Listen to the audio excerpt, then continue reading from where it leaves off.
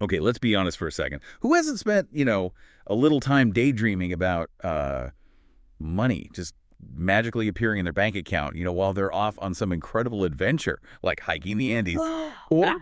or even just like finally having the time and freedom to take that pottery class they've been eyeing. That, my friend, is the allure of passive income. But is it really just a fantasy? Or can we actually, build that kind of freedom in real life? It's definitely achievable, not just a pipe dream. And it all starts with really grasping this core idea, assets that, put in more work than we do, generating income even when we're not. Okay, now we're talking. Yeah. That's what I'm interested in. But before we dive into the nitty-gritty of making it happen, let's break down exactly what makes passive income different from, well, the 9 to 5 grind. In the simplest terms, passive income is about ditching that whole trading time for money thing. You're not exchanging hours for a paycheck. Instead, you're building something, an asset, that generates its own income stream. It keeps making money even when you're not actively involved. That's the beauty of it. So it's not about winning the lottery overnight, but about creating a system, right? Something that keeps humming along even when we hit that snooze button a Well, few yeah, times. exactly. Okay, that makes sense. But, we've all heard the usual suspects when it comes to passive income, real estate, dividends. Is that really the whole story, though? Those are considered classics for a reason. They definitely work. But one thing our sources really highlight is the sheer variety of ways to generate passive income. It's not one size fits all. The real key is identifying those assets that really resonate with you, the ones that align with your interests, your skills, and, let's be honest, your risk tolerance, too. Okay, I like where this is going. It's like choosing your own financial adventure, like picking a path. But where do we even start? How do we map out all these possibilities? Well, a fantastic starting point is understanding the core principle behind it all, asset building. So think of it like this. Instead of constantly trading your hours for a paycheck, which is what most of us are used to, you invest your time up front. It might be a big chunk of time or spread out, but you're building something. You're creating an asset that has the potential to generate income, essentially, on autopilot. And that something could be a lot of things. It could be that rental property we talked about, could be a dividend-paying stock that's putting in work for you in the market. It could even be something like an online course that you create once a big initial effort, sure, and then potentially sell thousands of times. Okay, I see what you're saying. It's about playing the long game, investing the time and energy now to reap the benefits later. Right. Trading that initial hustle for ultimately more freedom down the road. I can definitely get behind that idea. I'm noticing a theme here, though. This whole autopilot concept keeps popping up. Exactly. And that's where automation and delegation come into play, big time. They're like essential ingredients, especially as you scale up. The real beauty of a lot of these passive income models is that they can leverage technology and smart systems, to handle those day-to-day tasks that can suck up so much time and energy, freeing you up from that 9 to 5 grind we talked about. That's Okay. the whole point. Building a business that doesn't require us to be glued to our desks. Okay, yeah, now you're speaking my language. That's definitely a game changer. But let's be real. Building any kind of business, even one with automation, still requires effort, right? Especially at the beginning, wouldn't you say? Oh, absolutely. But here's the thing, that initial effort, that investment you're making, it's not just about the business itself. It's about investing in your future freedom. And the good news is technology is on our side. I mean, these days we have incredible tools and software that can automate so much of the heavy lifting. We're talking email marketing, managing social media, even handling some basic customer support stuff. It can all be streamlined. Okay, that's reassuring. But what about those tasks that can't be automated? Those things that make you wish you had an extra pair of hands. Well, that's where delegation comes in, and it's something our sources emphasize quite a bit. As your passive income streams start to gain traction, learning how to effectively delegate tasks becomes crucial. It could be hiring a virtual assistant, bringing on freelancers, or even building a whole team. The point is you're scaling your efforts without sacrificing all your time and freedom in the process. I see it. Building the systems and delegating tasks, it frees up your time and mental energy to focus on the bigger picture.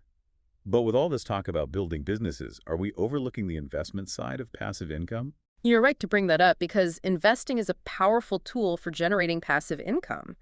And it often goes hand in hand with building those businesses we're talking about. The thing about investing is, even when we're talking about traditional assets like stocks and bonds, it's about shifting our mindset. We have to stop thinking of them as just like pieces of paper in a portfolio and start treating them like income-generating assets. A shift from short-term trading to long-term asset building. I like it. But I'm curious about The whole world of digital products and online businesses, those seem to be super popular these days, especially when it comes to passive income. Why is that? You're right, they are booming, and there's a good reason for that. Digital products and online businesses offer this incredible thing we call scalability. Basically, it's the potential to generate significant income.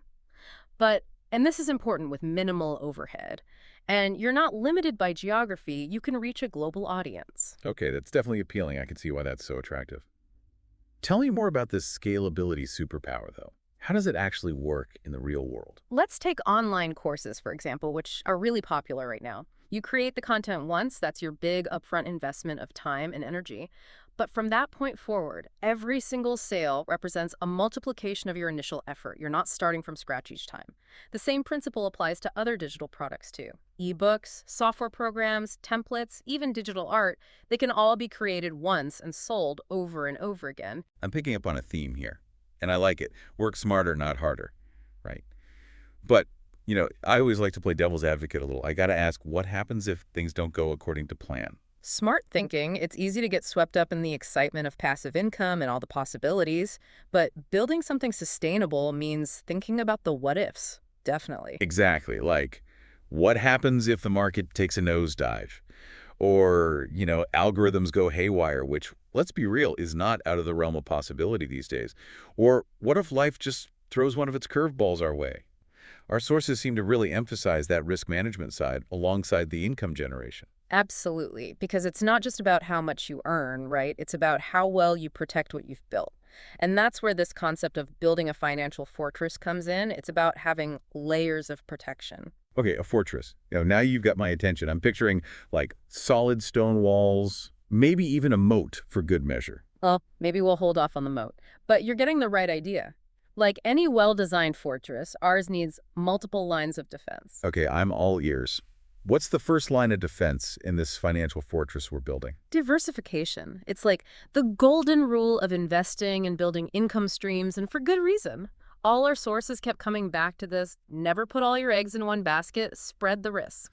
So we're talking multiple income streams, different types of assets, not betting the farm on any single venture. Got it. Exactly. It's all about managing that risk. Think of it this way.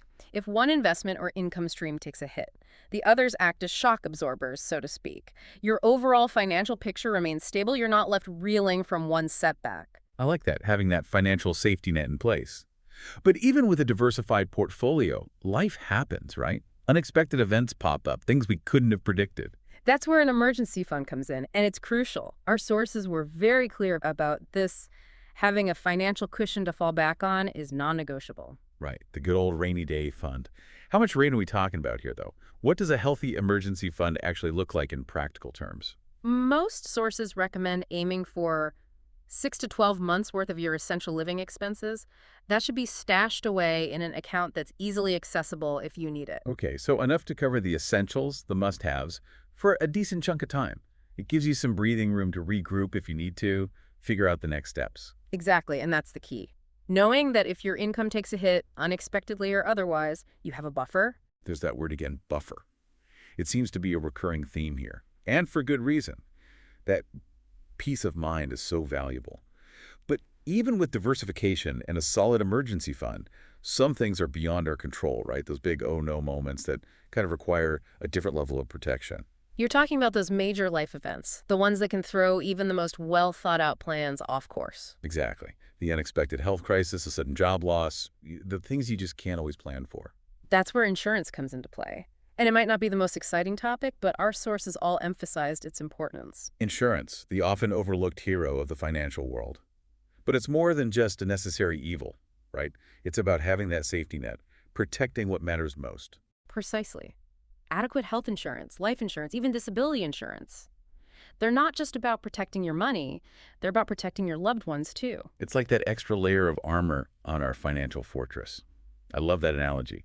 We're talking about being prepared so that we can focus on building our freedom, Hmm. not living in fear of what might go wrong. That's the key takeaway here. Exactly. And speaking of building, let's shift gears a bit and talk about creating businesses that don't require our constant attention. Businesses that can thrive even when we're off pursuing those passions. The things that financial freedom allows us to do. Okay, now you're talking my language. Yeah. That's the dream. But is it really achievable for most people? Because our sources seem to suggest that it's more within reach than we might think. It's like we're setting it up to run on autopilot, but on a bigger scale for our whole lives. So how do we make it happen? What are the key ingredients to building this hands-off success, according to the sources we looked at? It really boils down to two main things: automation and delegation. And the good news is there are more tools available now than ever before. Okay, that's encouraging to hear. So let's talk about automation first. How can we leverage that to escape that 9 to 5 grind like we've been talking about? Imagine this. You have a system set up and it's running behind the scenes. It's sending out personalized emails to potential customers, totally automated. While you're sleeping, it's processing orders, handling payments, the whole 9 yards. It can even take care of those basic customer inquiries, the frequently asked questions. That's the power of automation. It frees you up from those tasks. Okay, yeah, that sounds pretty amazing. I can see how that would be a game changer. But I have to imagine that even the smartest automation system can't handle every single thing. You're right. There are always going to be tasks that require that human touch. And that's where knowing how and when to delegate comes in, which is a skill in itself. Our sources stressed in this point, you have to be able to identify those tasks that you can hand off to someone else. That frees you up to focus on those higher level things, the strategic stuff that actually moves the needle. It's about building a team you can trust and then learning to let go a little, step back from the day-to-day. That's when it becomes true freedom, when you're not bogged down in the minutia. But even when things are running smoothly, we can't forget about those external factors, the things that can impact our businesses, our investments, even if everything internally is solid. So I'm talking about market fluctuations, economic downturns, even those unpredictable black swan events. How do we build that resilience into our systems, into our income streams, so that we can weather those storms?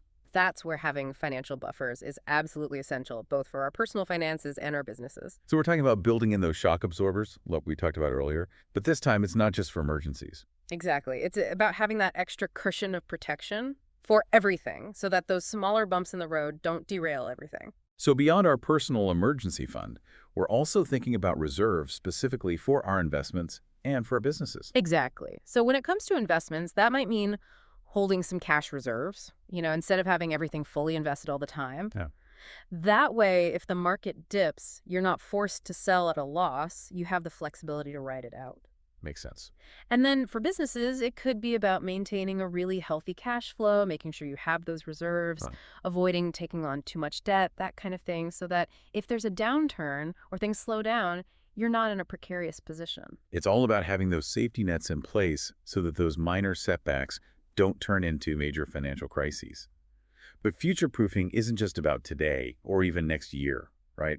It's about thinking long-term, creating a legacy that goes beyond just our own financial well-being. You've hit on something really crucial there, and it's something that often gets overlooked. Because when we're so focused on achieving financial independence for ourselves, we forget that it can be about more than just us. Right. True future-proofing means thinking beyond our own lifespan, and our sources really emphasize that. So we're thinking about generational wealth now. Exactly. It's about ensuring that the wealth and the financial security that we build can benefit future generations as well. Okay, so how do we do that?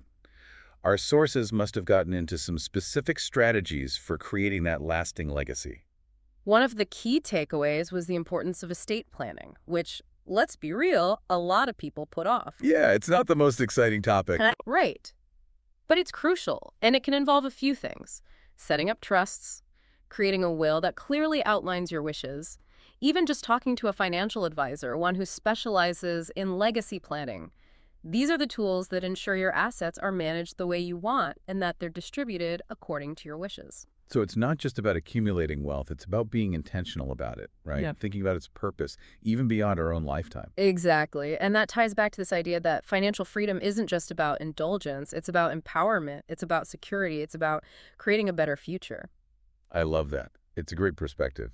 As we wrap up this deep dive, what's the one thing, the golden nugget of wisdom, that you hope our listeners take away from all of this? The path to financial freedom, it's a journey, not a destination. It takes knowledge, it takes action, and it definitely takes a willingness to adapt along the way because things change.